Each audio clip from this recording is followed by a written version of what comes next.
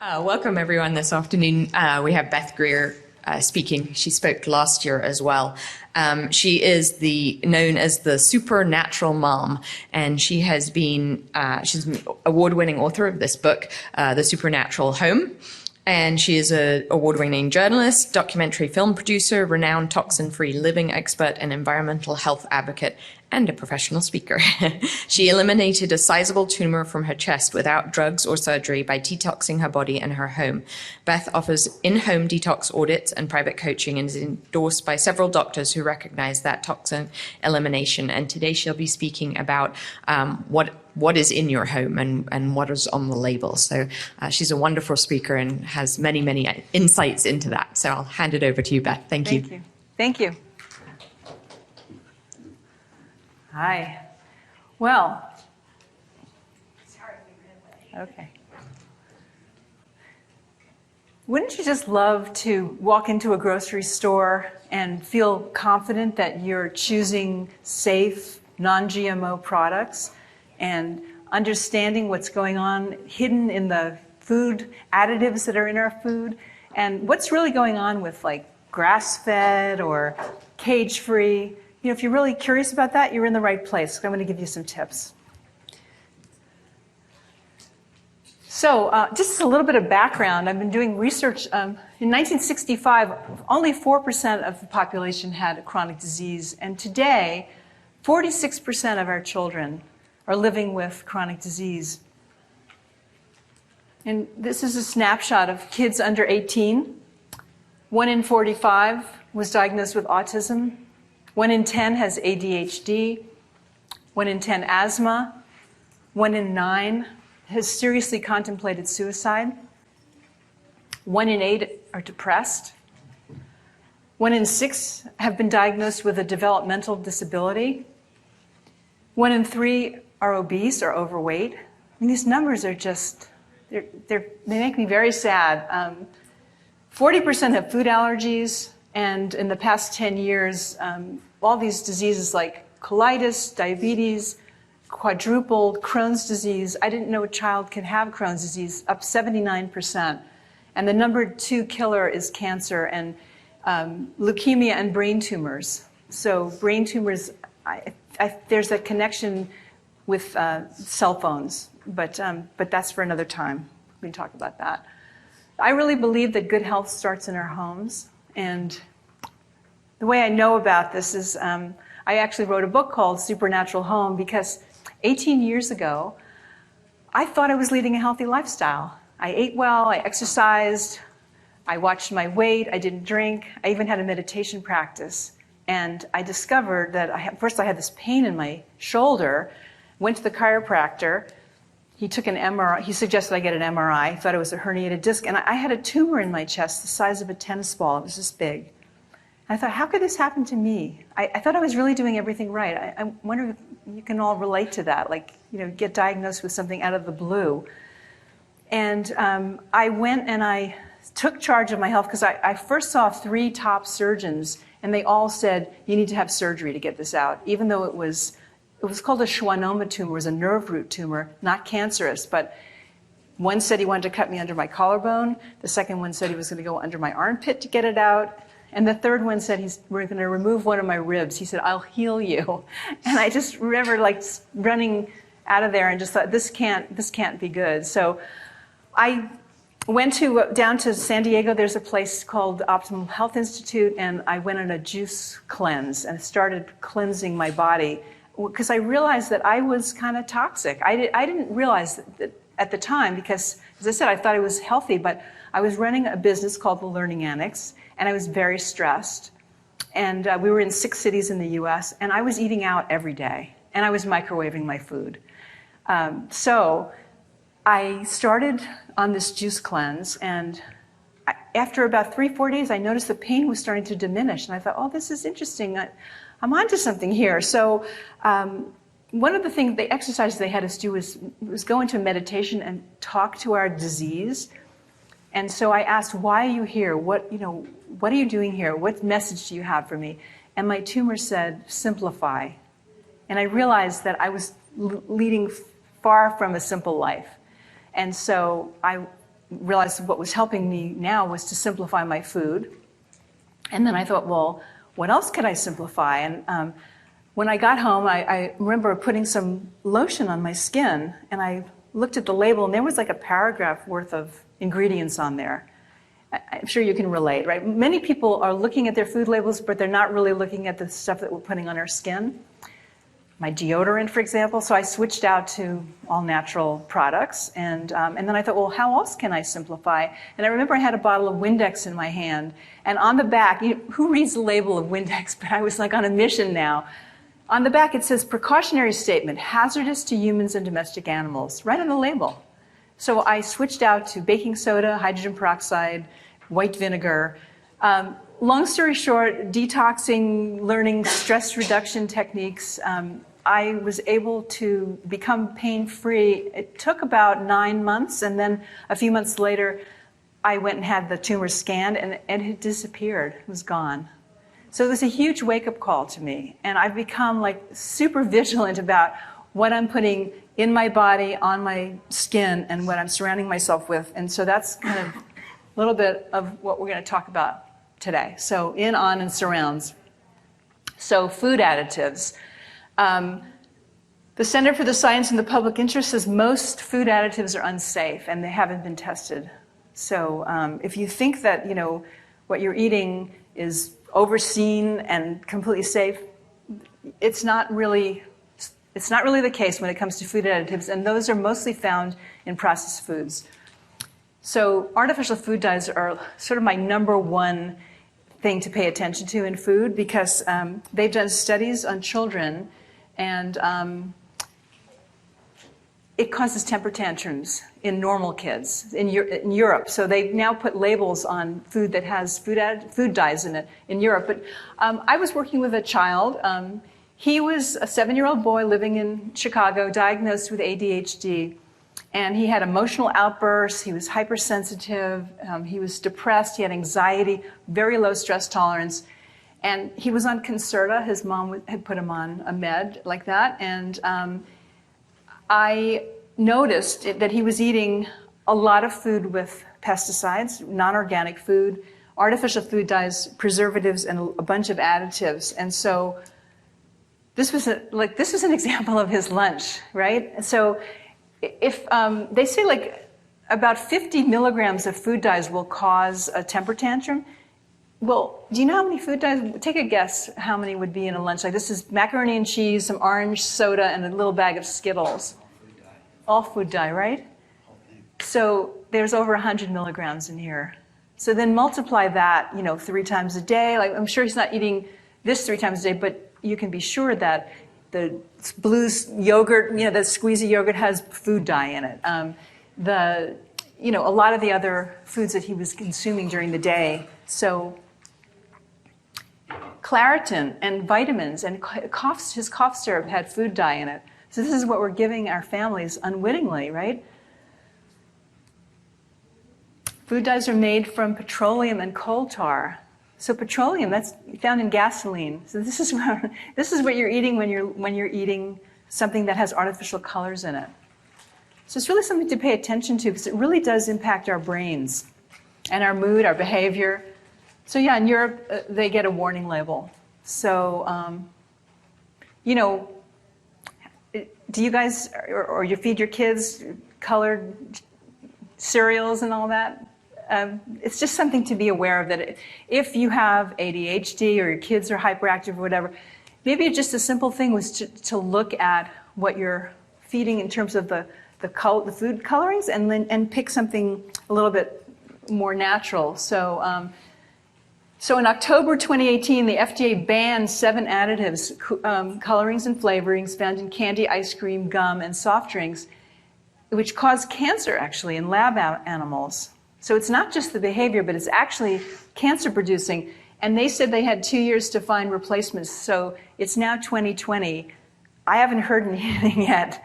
So this is what manufacturers do. I remember, with Teflon, DuPont said, when I was writing my book back in 2009, Teflon was saying, well, by 2015, we're going to be getting rid of this horrible ingredient, PFOA, in nonstick pans. it's still there. So yeah, in Europe and the UK, so McDonald's, for example, they color their strawberry sundaes with strawberries. And here we use red dye number 40. And Fanta orange soda there is colored with pumpkin extract and carrot extract. And here we get red dye number 40, right? So, and I'm not saying, McDonald's is the choice, but at least they know something that we don't know.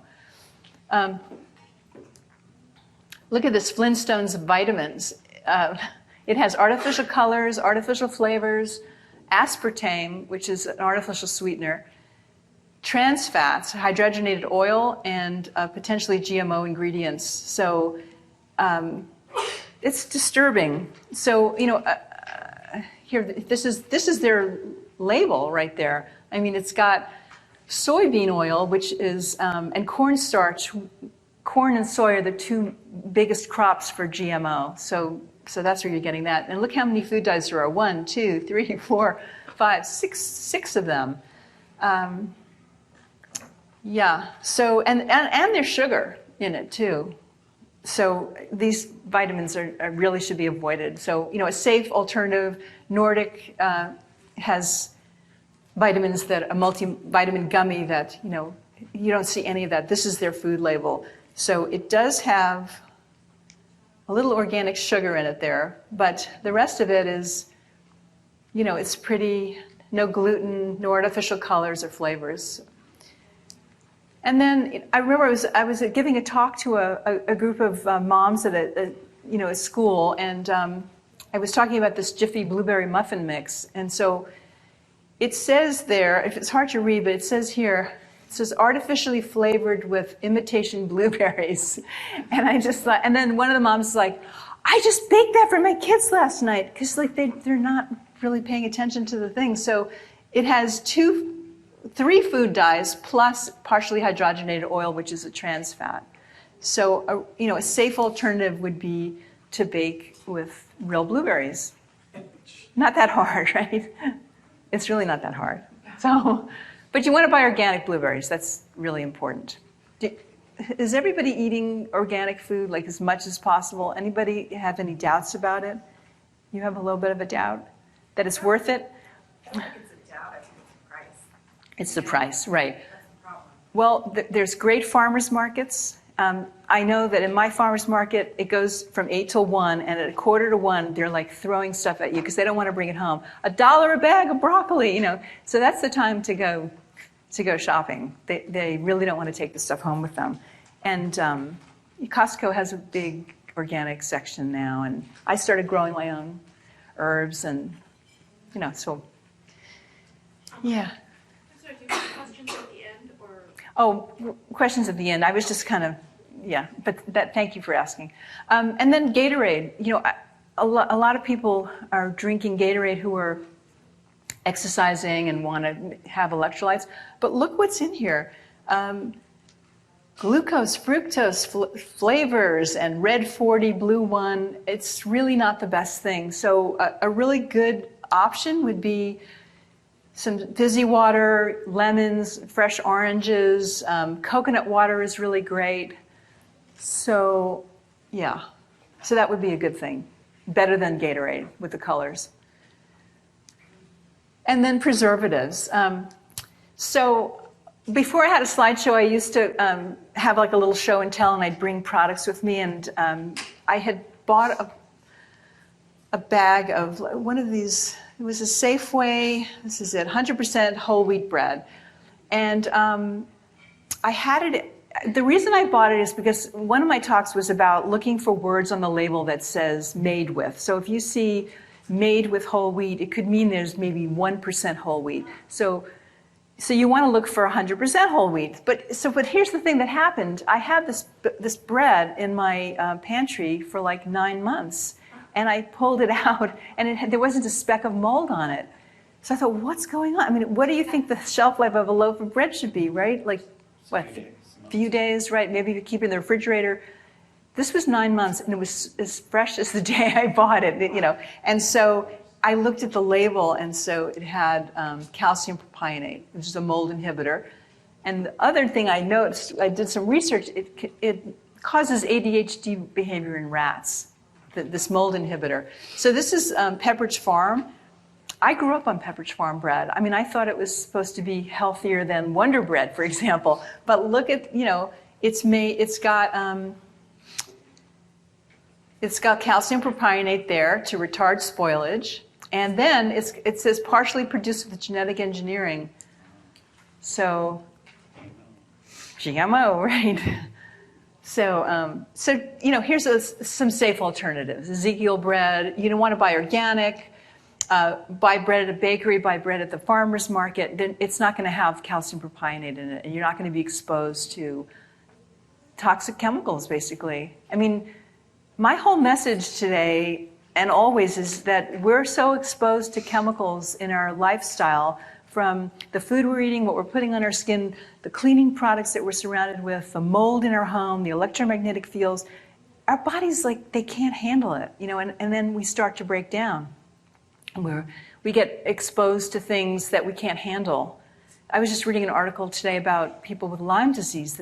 So much of it is just a toxic buildup that their bodies can't get rid of it. But when you're healthy, and your body will detox naturally. So, glyphosate is another. I want to just talk a little bit about glyphosate. Do you know what glyphosate and Roundup? Are you all familiar with that? So what I didn't know before I started researching it is that glyphosate Roundup is a weed killer. It's one of the most prevalent weed killers on the planet, basically, very much so here. But now farmers are allowed to spray Roundup on wheat and oats at harvest to dry them, not as a pesticide or an herbicide, but as a drying agent.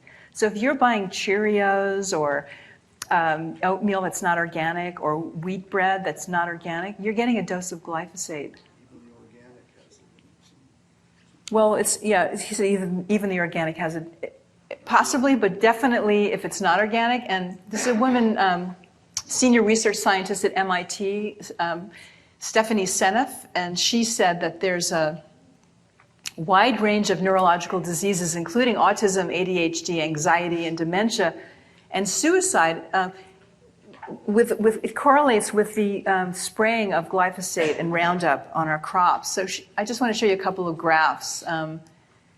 So this is autism in 6-year-olds.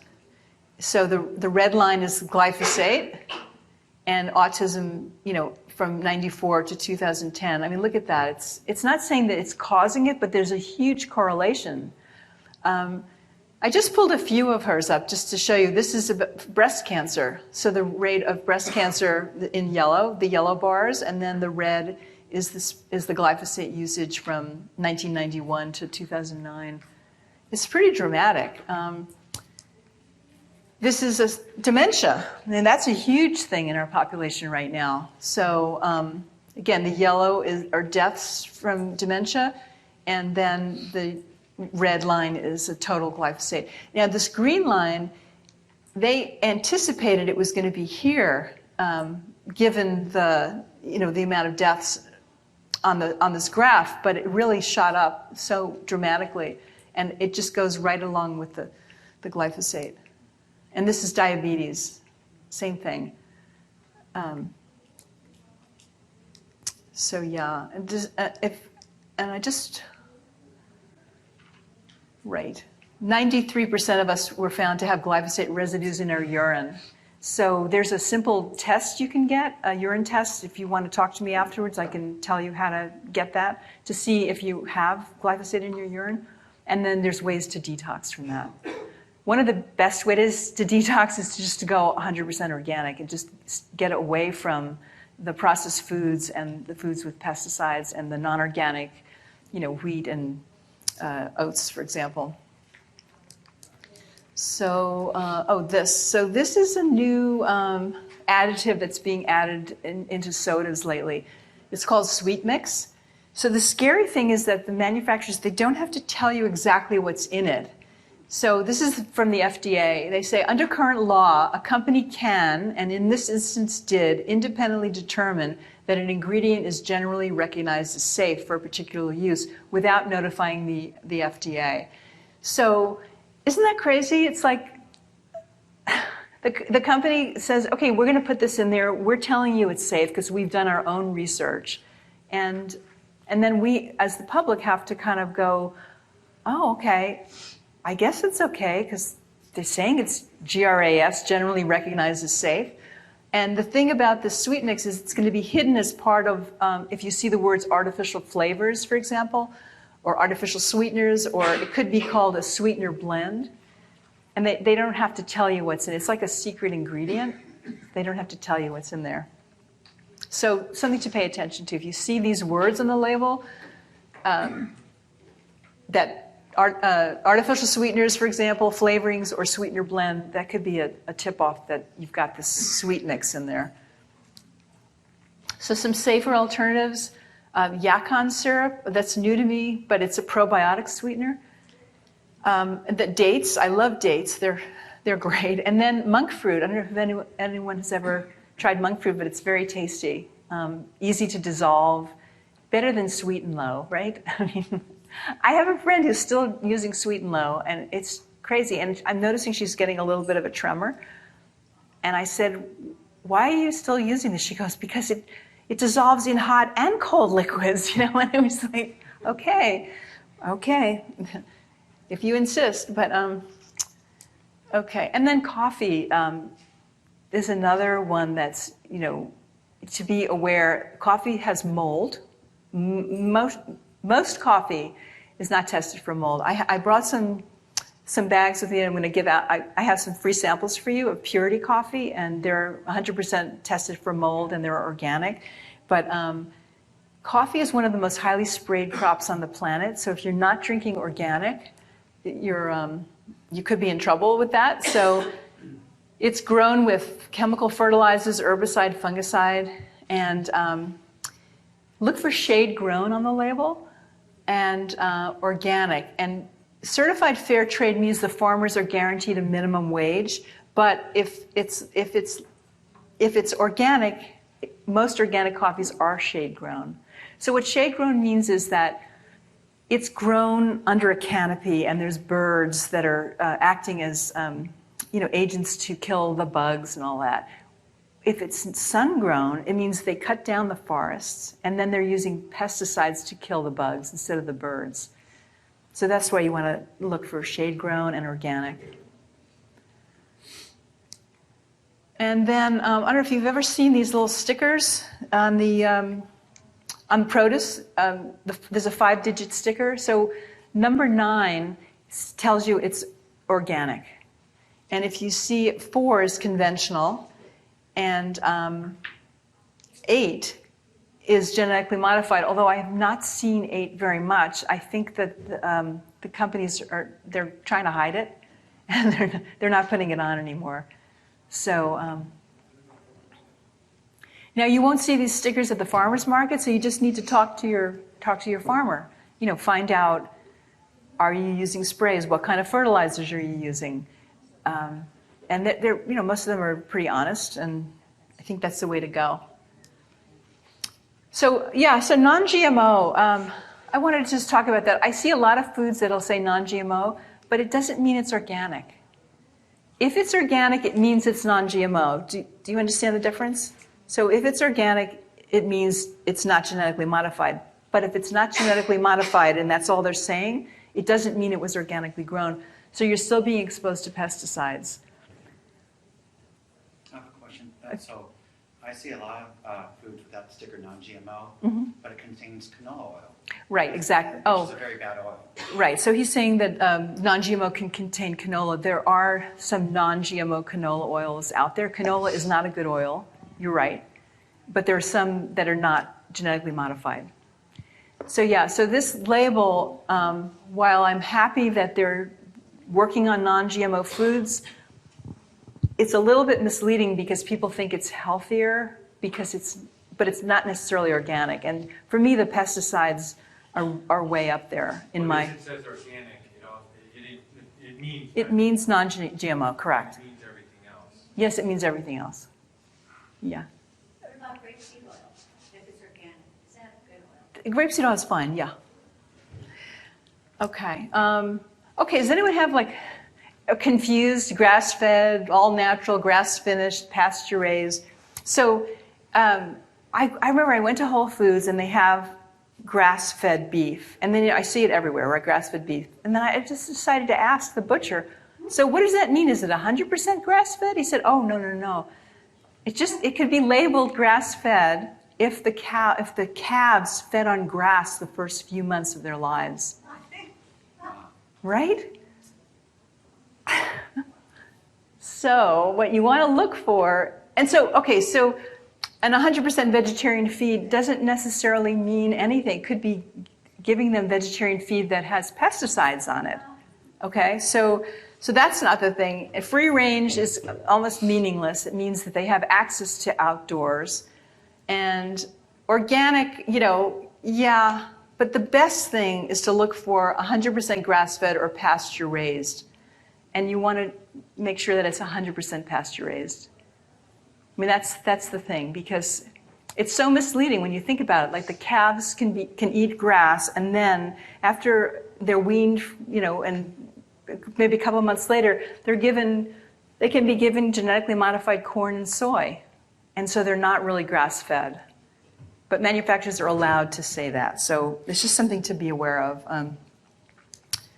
So yeah, I mean, this is what a confined animal factory farm looks like versus, eating clovers and grass. And so if you choose to eat meat, this is the way to go. Do you have one for eggs? Yeah, I have one for eggs. So same with pork. It's very sad how they raise pigs, and most of the bacon that we get, that's what we're eating. So eggs, yeah, this is the chicken thing. I mean, it's sad. So eggs, yeah. So this is a grass-fed. Oops, wait a minute. This is a pasture-raised egg, and it's hard to see in this light, but the factory farm eggs are very pale yellow, and the ones that are fed on the pasture are dark. And so the chickens are eating bugs and maggots, and that's what you want. So when you go to, I go to the farmer's market and I ask how they're feeding the chickens who are getting the eggs, they follow the cattle and they're eating from their dung, and that's how you get this great color. And I don't know if you've ever had a pastured egg. It tastes fantastic. It's a completely different kind of animal. Like, when I go to a restaurant for breakfast, it doesn't even taste, and the eggs are have no flavor at all. And these are fantastic. So does that answer your question about the eggs? Yes, thank you. Yeah, so pasture raised. So you don't want to look for, let's see if I have the thing about, this is grass-fed beef versus corn-fed beef. There's more omega-3 fatty acids, which is a healthier substance in grass-fed beef. But in terms of the eggs, too, you just want to find, even if it says vegetarian feed, it's not organic necessarily. So you want to look for organic pasture-raised. That would be the best. And they're expensive. I mean, a dozen eggs can be $10. So you have to be, because the non-organic ones, $3, $4. So it's a big price differential. But you're getting a healthier and more delicious, and your body really will appreciate it, I think, in the long run. So I have a course called healthyhomecourse.com. If you have questions, and I go into detail from every aspect of what goes in us, on us, and surrounds us in our home. So you can check that out on healthyhomecourse.com. So fish, let's talk about fish. Wild-caught, farmed, sustainably farmed Atlantic salmon. So, okay, that's another pet peeve I've got with Whole Foods, because they claim that their salmon is sustainably farmed. They really sell it too. They really sell it, yes. Because it's amazing how they sell it. It's true. And I was a sucker and I bought it. I wanted to see what it tasted like. It was very fatty. very, very fatty. So wild salmon, is swimming, it's athletic, it's going upstream, it's eating. It has a completely different flavor. I just didn't like the taste of this farm. Just look at the color. You can see it side by side. There's no color in this farm. Right. Well, the thing about, I'll answer your question in a second. The thing about the, here's the thing. The fish farmers use a color wheel, and they determine which color that they're going to feed their salmon. So can you imagine, if you're buying farm salmon, chances are they're getting artificial food dyes. So, and Norwegian salmon, see it says farm raised, all Norwegian or Atlantic salmon is farmed. It is? Yes, Atlantic salmon's farmed. Even if it doesn't say it? That's right. It has to say, it's by law, they have to say it's wild caught. They have to, yeah, they have to say. In wild, the term, Wild sockeye is great, yes. in wild does mean something like organic. Is that you can't fake the wild? That's right. Wild, well, Like, you can't call it organic because they're out in the wild foraging. Well, like organic means something. Yes, Wild means wild, right? wild means wild. In- Wild caught. Wild caught. That's right. It's not in. So here's what these fish farms look like. They're defecating in this area, and it's just, it's gross. I think it's gross, and I wouldn't want it. And so not only that, they're feeding the fish antibiotics, growth hormones, fungus medication, because the antibacterial stuff, because they're getting sick. And then we're eating it. So the other thing they're feeding these fish are corn and soy. Chances are genetically modified. And I remember I had this client whose son had an allergy to soy, and she said she had bought some farm salmon, and her son had a reaction. And I said, it's because of what the fish ate. If the kid's allergic to soy, we are what our animals eat, right? So that's it. And I heard there's PCBs in the farm stuff. There's PCBs in the farm stuff too, yeah. So farm fish contain less protein, less omega-3s, more fat, where there are high levels of PCBs, mercury, pesticides, antibiotics, GMOs. I mean, so really, I'm eating less fish, and I just buy only wild caught now on occasion. I bought wild Atlantic salmon, so now I'm confused. It's a wild caught Atlantic salmon. It said Atlantic salmon, my understanding is it's always farmed. That's why I was wondering if the word wild means something. I say wild. Right, if it says wild caught, then that should be. And then I heard everything in the Pacific still has Fukushima. Well, that's true. Everything in the Pacific, right. We're getting still, the radiation from Fukushima has not stopped. So it's pouring in. Yes. Even from Alaska? Yeah, Alaska's in that stream. So where can you eat safe fish? Sure. It doesn't exist anymore. Our world has changed, my friend. Yeah.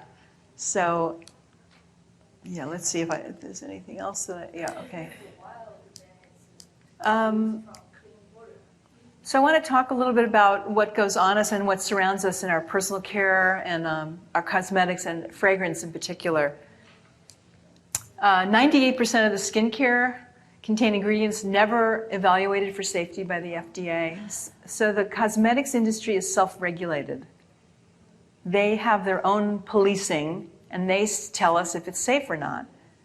So what will happen is, like in Europe, I remember years and years ago, I had a friend who was using Nivea, and she said she would only buy Nivea lotion if it was from like Switzerland or France, because she said, I swear it's different. And she was right. They reformulate in these countries because they ban certain products. They ban certain chemicals in the European Union that are okay to use here. So most of us use about 15 products a day. If you think about it, toothpaste, deodorant, makeup, shampoo, lotions. So no one really knows. Like sometimes they'll test one chemical at a time, but no one really knows what happens when they're all together, like a cocktail. What is it doing to us? It's something to think about, right? So these are my top 3 chemicals that I want you to be aware of.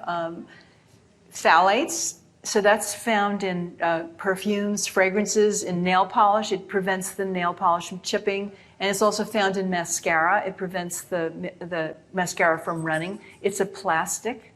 It's a type of plastic. Parabens are preservatives that are found in makeup and shampoo. So you'll see phrases like ethyl, methyl, paraben, that kind of thing. And then triclosan is in antibacterial soap, and it's in some toothpaste, like Colgate Total toothpaste. So you were putting that in our mouths. You know, the stuff that you put under your tongue will go directly into your system. So if you're putting toothpaste in your mouth that contains triclosan, you're getting a big dose of a chemical that you really don't want to have. Fluoride too, right. And teenage girls use more personal care products, and their bodies are undergoing, rapid changes, and so they're being impacted. And boys too. I remember I went to this, I spoke to a group of 8th graders, and I was telling them about their personal care products and stuff, and I said, some of these, because they use a lot of fragrance stuff, especially the boys are using like Axe body spray. I don't know if you, so I said, these things can impact your hormones. I said, you know what hormones do? They can make you short and they can make you fat. And so the next day I got a call from one of the mothers, and I thought she was going to yell at me, but she said, what did you say to my son? He gave up Axe spray, for the first, I've been trying to get him to stop for a year. So he just figured, this isn't right for him. So that was good. I did a good thing. This was a case study of a woman. She's 58 years old. She's living in Georgia. She had constant nasal congestion, runny nose, cough, trouble sleeping. She was on antihistamines, Flonase. She was on an inhaler, cough syrup. And so in her home, first of all, high humidity. Anything over 50% could be a problem with mold. She had 60% humidity. You can buy something called a hygrometer. You can get it on Amazon, inexpensive to measure the humidity in your house. If you suspect you have high humidity or mold, this could be a really good indication. And she had excessive use of scented products. So I walked into her bedroom, I was just like struck by the smell. And I said, wow, and she's like, I don't smell anything. What happens is you get used to it, right? You get acclimated. So she had scented candles everywhere, just everywhere. And then I said, well, this is, a problem. This could be a big thing. And she said, well, I'm not giving up my scented candles. They were gifts, and they relax me, and I light them every night before I go to bed, and I take a bath, and I light them. So I worked on it. She used perfume, she used hairspray. It was crazy, all the stuff that she had that was scented. Feminine care products. She had also that, wipes and washes. It was all this fragrance stuff. And it turned out she was highly allergic to it. So I just took everything into a big bag, and I removed it from her room. And she had plugins. I mean, it's just amazing that people are just not aware or think that what they're doing is okay because they buy it. Well, they tell me, well, it's on the store shelves. Why would they sell it if it's not safe? So, she had like hefty, look at this, lavender and sweet vanilla. She was like addicted to scent. It was funny. Lysol's bad, right? Bounce. She had the Febreze, Downy. I mean, I was just like walking around taking pictures because I just couldn't even believe what was going on in this woman's home. Anyway, long story short, we got rid of everything, and it took about a week or so. Her cough calmed down, and she'd stopped using the Flonase and all that, and her sleep improved dramatically. So, if you see the word fragrance on a label, it can mean somewhere in the neighborhood of 100 to up to 1,000 chemicals. I mean, the scientist was telling me that there can be thousands of chemicals in that one catchphrase, fragrance. So if you think about, again, what first we're putting in our bodies, the preservatives, the additives, then you go on to what you're putting on your skin, and this fragrance, it's insane. And no wonder why we're all getting chronic illness. I mean, it's too much for our body. So here's some safe alternatives, some essential oils, candles, so beeswax candles. So her candles had a black, a piece of metal in the wick. So it's what it is. It was really interesting. I did some research. The metal makes the candle burn longer because it keeps the wick straight. But guess what the metal is made out of? Lead. Yes. So on her ceiling, she had black soot, right? So look for a candle that has just a cotton wick. So, these beeswax candles are great. And then the citrus spray is fine, or, get yourself some potpourri, but make it from real flowers that you crush up, or dry. Or, you could put a pot of like oranges and apples and cinnamon sticks instead of room sprays and all that.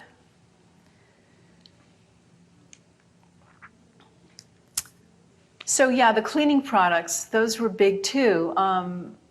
As I mentioned in my opening, talking about Windex, but also there's pine sol, anything that kind of smells strong and makes your eyes water. You can be sure that that's not healthy for your system. So I like using baking soda, hydrogen peroxide, white vinegar. So I put white vinegar, maybe a cup of white vinegar in a bucket of warm water to do my floors, wooden floors. It works great. And Bon Ami is a good cleanser as opposed to Comet, which Comet was ranked like the #1 most toxic powder cleaner. So, I grew up with this stuff. So, and so baking soda is my new favorite friend. So what I do is I put it in this salt shaker and I use it as a deodorant. So I sprinkle some on the palm of my hand. I go like this, and it works like a charm. It's totally non-toxic, and it doesn't prevent you from sweating, but it won't. You won't have any odor. You can probably put an essential oil in it too. You can put essential oil, but then it gets it can be a little sticky, or peppermint's great. Yeah. What's on the far right bottom? Oh, Salsuds. It's Dr. Bronner's makes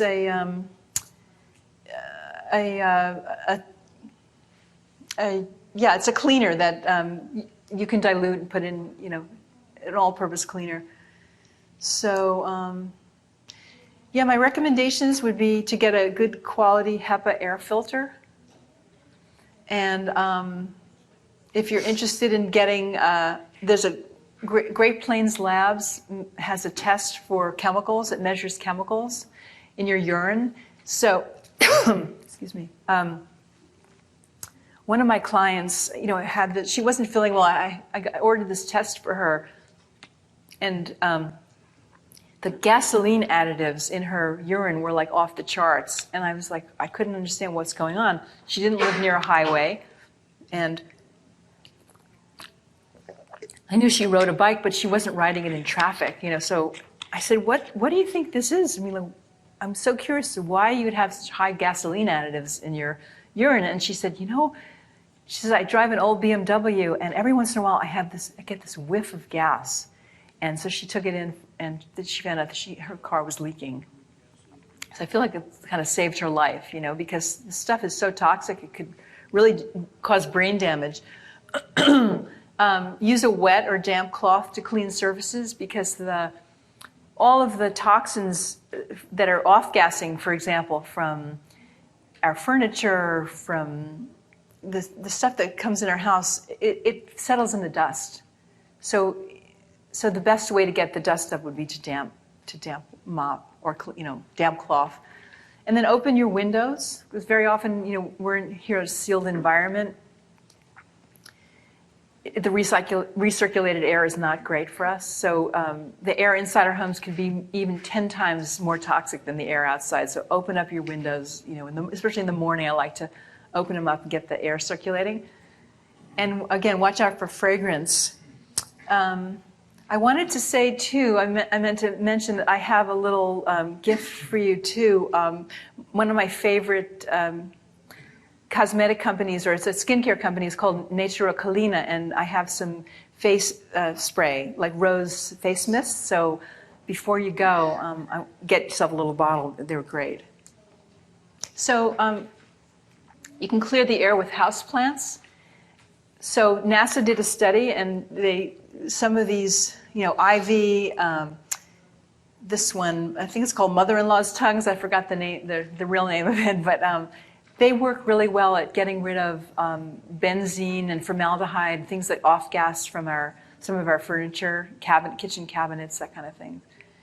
And then I recommend getting a good doormat and wiping your feet, or have your guests wipe their feet before they come in, and ideally take your shoes off. And I always have socks for people when they come in, because you're bringing in God knows what from the street, gasoline, additives, dog poop. I mean, there's it's a simple thing to do, and keep your house much cleaner that way. And again, vacuum with a HEPA filter. So, okay, well, so that's my talk, and I'd love to know what's one change that you're going to make after all this information. I know I gave you a lot of information, but is there something that stands out that you might want to make a change? Not change, but what's the best way to keep your house free from mold? Free from mold. Well, the humidity. Keep the humidity lower than 50%. If you have any leaks, make sure that you deal with them quickly. One of my clients told me that she saw a black spot in her carpet, and she would say, I would just put the drapes over because I just didn't want to look at it.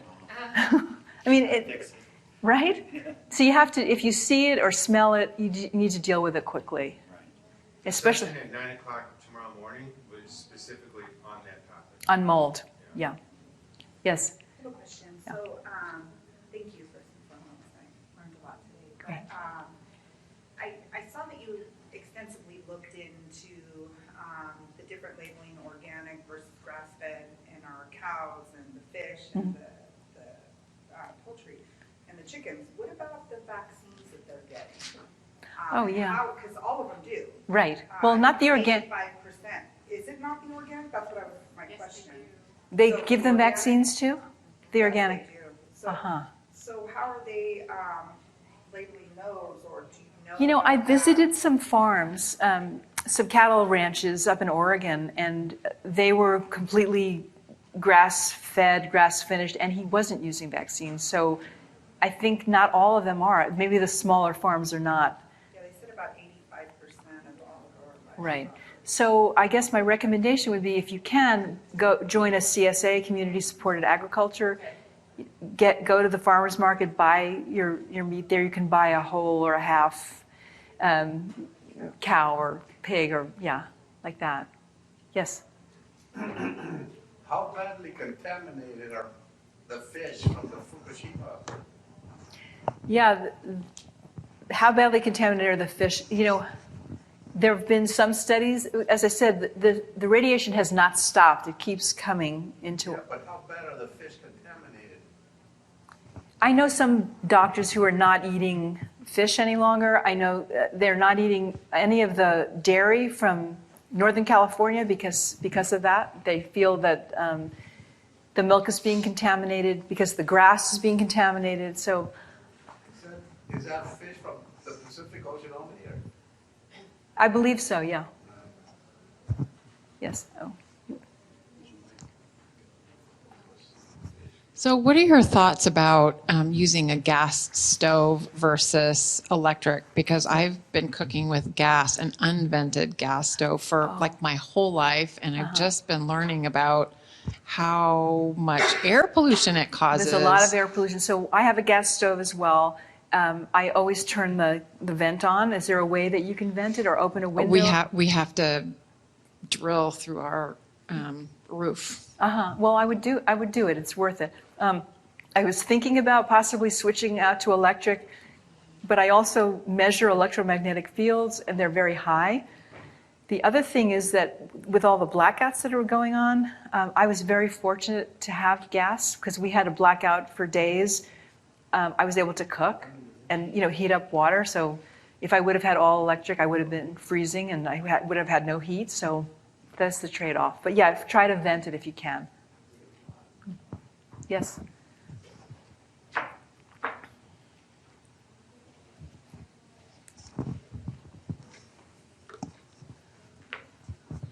I have also made a big change with humidifier because the air gets so dry in the winter, as well as because I have a gas stove. And along with an air purifier, my humidifier has a ceramic filter.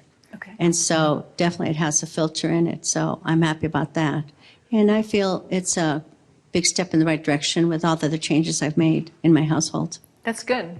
Just make sure that with the humidifier that it's not going above 50%. Yes, you have a question here. Just wait for the mic. Thanks. You mentioned about the symptoms like a coughing, sneezing, that kind of thing. How about a symptom like a constipation? That could be, obviously related to anything. Well, it could be many things. One thing comes to mind is not being hydrated enough. So I'm reading this great book called Quench, and she talks about using chia seeds in your water. So actually I have some in here now. This is what I drink every day. I grind up a teaspoon of chia to add to my water, and it helps to hydrate us, just like the cactus. It creates a gel. And so that could be really helpful. So to grind it. I like it ground. Otherwise, it has a different texture. You may not like it. It's kind of thick, but when it's ground, I find it easier to swallow. Thank you. Yeah. Yes. What do you think about xylitol and stevia? Xylitol and stevia. So, yeah, I mean, they're highly processed, and my understanding is that it creates more of a craving for sweet anyway. That if you're constantly giving yourself that sweet flavor, even if it's not sugar or sweet and low, for example, or aspartame, it's better than those, but it still sets you up for craving more sugar or more sweet things. So if you can cut down on it a bit, it would be good. Yes? What do you think about water purifiers, water filtering? Yes, Do water. you have a system that you like? I do, yeah. The system I use is Alcaviva, and I have it on my website, Alcaviva. So if you go to bethgreer.com, I have recommended products section. And so I've done tons of research over the years because I want to make it easier for people. They don't have to go through what I went through, 18 years ago. So yeah, I love it. It alkalinizes the water, and it also adds hydrogen atoms, so it helps to detoxify. Is it structured? It's a good question. I also have a handheld thing that structures it. A little one? Yes. Yeah. Yeah. Any other? And will anyone tell me one change they're going to make? Doormat. Doormat. Okay, good. Good, doormat. I won't assume that GMO means organic. Well, the pesticide component of non-GMO is interesting. Right. Okay, so you won't assume that non-GMO means organic. That's good. Yeah, I mean, I was looking for the label, but I wasn't sure. The higher order is organic. That's right. Yeah. GMO falls under that, Or- but not necessarily. Exactly. Exactly. Yes. Another question. So what do you think about the dust cloth? Like what are they called that they... Yes, I use them. I like them. They're, I forgot what they're called, Eco Cloth. I actually have it on my website as well. I like using them. You don't need any soap with it. Oh, sorry. It's those cloths, the Eco Cloths, to clean with. Except they give out particles when you wash them. They give off particles when you wash them? No, not the particles. They... Sort of like a plastic. They're bad, very bad for the environment, unfortunately. All of them? All of them. It's the same thing like when we have polyester clothing. It's I see. Okay. Microplastic, Microplastics. Okay. yes. Interesting. Okay. Well, I'm going to do some research on that. I wasn't aware of it. I like the fact that I didn't need to use detergents or cleaners. Exactly right. Okay. Thank you. And you had. You just asked about the change. Yes. I live in Las Vegas, which there's lot of resources for good fruits and vegetables like California. So finding healthier options that are affordable. Affordable options, good. Great. So if you want to have a supernatural home, I come into people's homes personally and also on Skype, and I help you uncover hidden toxins that you're exposed to from what goes in you, on you, and surrounds you, including detecting and remediating electromagnetic fields. So thanks again.